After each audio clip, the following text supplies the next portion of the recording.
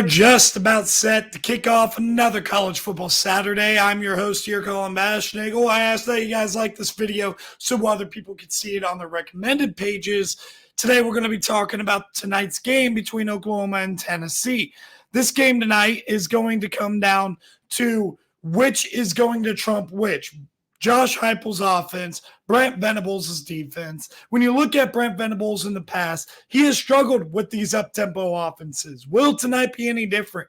I think that they're going to be a little bit better prepared, just being aware of what they're going up against, a little bit more ready for that on the defensive side of the ball than Brent Venables usually is when a team goes up-tempo.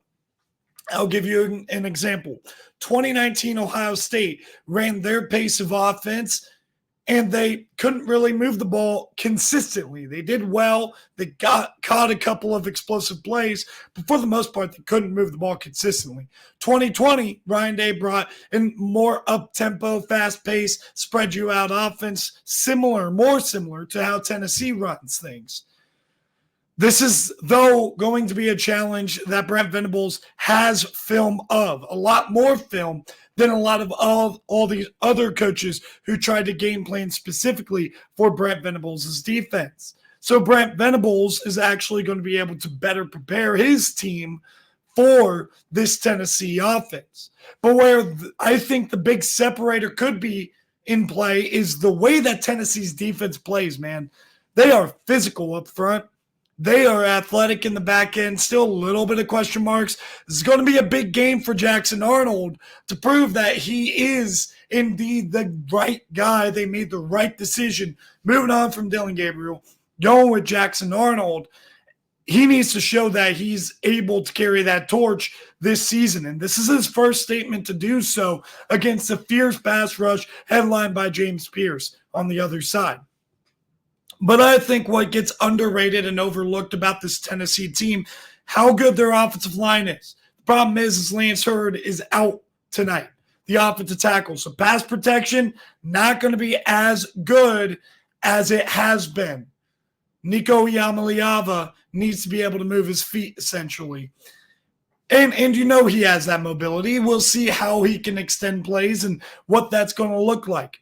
What's also going to need to happen is that interior of that offensive line needs to continue to create lanes, running lanes for their bowling ball of a running back, Dylan Sampson. I think he's a great player. I could see not having Lance Hurd presenting some problems offensively. I think Tennessee will get off to a slow start, but during the late second quarter and during the third quarter, I think they take off. They're adjusted. They're settled in. The crowd starts to quiet down. Tennessee's going to explode around that time and pull away from Oklahoma. I have Tennessee winning this ball game and covering.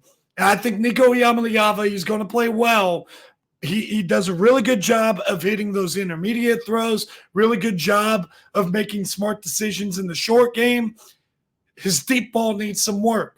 If he could hit some deep shots and give Knoxville and the Tennessee fan base some optimism in that department, this game is cooked. But I think where Tennessee is going to be able to establish themselves is figuring out how to work around not having Lance Hurd and being able to run the ball with Dylan Sampson and that offensive line who has been so dominant early on in the season. I am taking Tennessee to pull away and win this game 34-17. I think Oklahoma's offense in the first half is going to sputter a little bit, and then when they're playing a little bit of catch-up late, that's when they put up production. Thank you guys for tuning in. Make sure you leave a like on this video. I'll see you guys in the next one.